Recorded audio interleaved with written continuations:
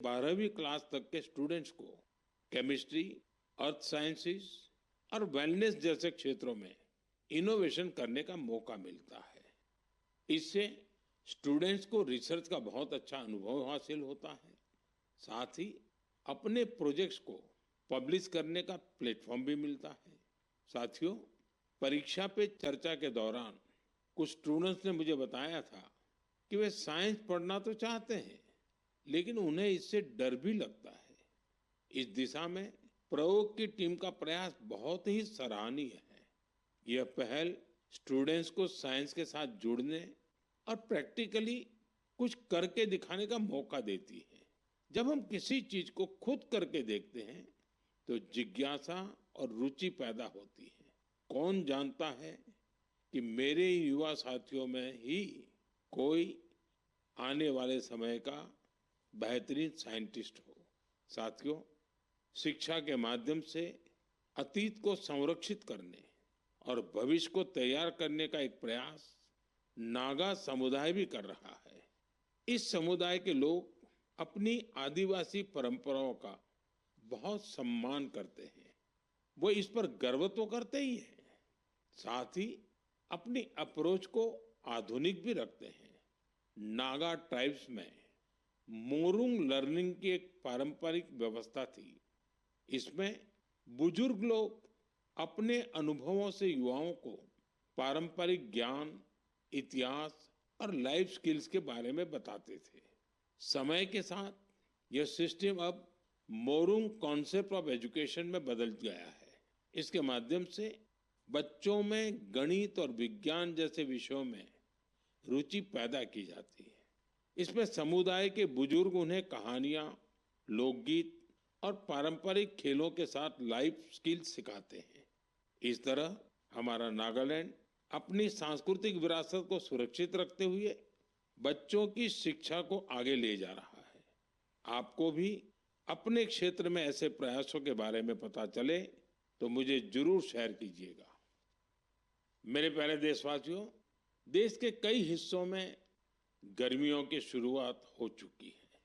यानी ये समय जल संरक्षण के अपने संकल्प को फिर से दोहराने का है। पिछले 11 वर्षों में जल संचय अभियान ने लोगों को बहुत जागरूक बनाया है। इस अभियान के तहत देश भर में करीब 50 lakh artificial water harvesting structure बनाए गए हैं। मुझे देखकर अच्छा लगता है कि अब जल संकट से निपटने के लिए गांव-गांव में सामुदायिक स्तर पर प्रयास होने लगे हैं। कहीं पुराने तालाबों की सफाई हो रही है, कहीं बरसात के जल को सहेजने के लिए प्रयास किया जा रहा है। अमृत सरोवर अभियान के तहत भी देश भर में करीब 70,000 अमृत सरोवर बनाए गए हैं। बारिश का मौसम आने से पहले इन सरोवरों की साफ सफाई भी शुरू हो गई है। आज मैं आपसे कुछ प्रेरक उदाहरण भी साझा करना चाहता हूँ। ये उदाहरण बताते हैं कि जन भागीदारी से जल संरक्षण का काम कितना व्यापक हो जाता है। साथियों, त्रिपुरा की जम्पुई पहाड़ियों में बसा वागमुन गांव 3000 फीट की ऊंचाई पर बसा है। ये गांव पानी के गंभीर संकट का सामना कर रहा था। गर्मियों के दिनों में गांव के लोग पानी के लिए लंबी दूरी तय करते थे। आखिरकार गांव के लोगों ने बारिश की हर बूंद को सहेजने का निर्णय किया। आज वांगमुन गांव के लगभग हर घर में rooftop rain water harvesting system स्थापित हो गया है। जो गांव कभी पानी की कमी से जूझ रहा था, वो जल संरक्षण की एक प्रेरक मिसाल बन गया है। साथियों, इसी तरह छत्तीसगढ़ के कोरिया जिले में भी एक अनोखी पहल देखने को मिली। यहाँ के किसानों ने एक सरल लेकिन प्रभावशाली आइडिया पर काम किया। यहाँ के किसानों ने अपने खेतों में छोटे छोटे रिचार्ज तालाब और सोख्ता गड्ढे बनाए, जिससे बारिश का पानी खेतों में ही रुकने लगा और धीरे धीरे वह जमीन के अंदर जाने लगा। आज इस क्षेत्र के 1200 से अधिक किसान इस मॉडल को अपना चुके हैं। और गांव का ग्राउंड वाटर लेवल बहुत बेहतर हो गया है। इसी तरह तेलंगाना के मंचेरियाल जिले के मुदिगुंटा गांव में भी लोगों ने मिलकर पानी की समस्या दूर की है। गांव के 400 परिवारों ने अपने घरों में सॉकपिट बनाया और वाटर कंजर्वेशन का जन आंदोलन बना दिया। इससे गांव का ग्राउंड वाटर लेवल बेहतर हुआ है। साथ ही प्रदूषित पानी की वजह से होने वाली बीमारियां बहुत कम हो गई हैं। मेरे प्यारे देशवासियों, हमारे मछुआरे भाई बहन सिर्फ समुद्र के योद्धा नहीं है, बल्कि वे आत्मनिर्भर भारत के एक मजबूत नींव भी है। वे सुबह होने से पहले समंदर की लहरों से जूझते हुए अपने परिवार के साथ साथ देश की अर्थव्यवस्था को मजबूती देने में जुट जाते हैं। ऐसे मेहनतकश मछुआरों का जीवन आज कई तरह से आसान बनाया जा रहा है। चाहे बंदरगाहों का विकास हो या मछुआरों के लिए बीमा, ऐसी कई पहल उनके बहुत काम आ रही है। हम जानते हैं कि समंदर में उनकी गतिविधियों को मौसम का रुख बहुत प्रभावित करता है। इसे देखते हुए टेक्नोलॉजी के जरिए भी उनकी पूरी मदद की जा रही है। मुझे बेहद खुशी है कि ऐसे प्रयासों से हमारा फिशरीज सेक्टर न केवल समृद्ध हो रहा है, बल्कि कुछ नया करने का जज्बा भी भर रहा है।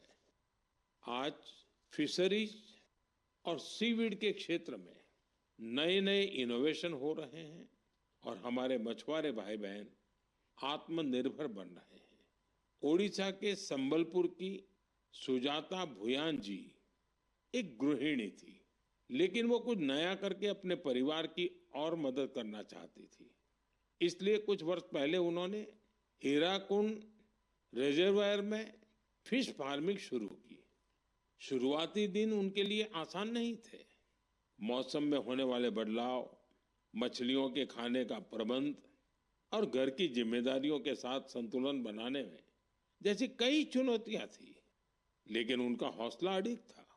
केवल 2-3 वर्ष के भीतर उन्होंने अपने प्रयास को एक फलते फूलते बिजनेस में बदल दिया। आज उनकी सफलता समुदाय की महिलाओं के लिए उम्मीद की नई किरण बन गई। साथियों, लक्षद्वीप में मिनिकॉय की हावा गुलजार जी की कहानी हमारी माताओं बहनों की अद्भुत संकल्प शक्ति को सामने लाती है।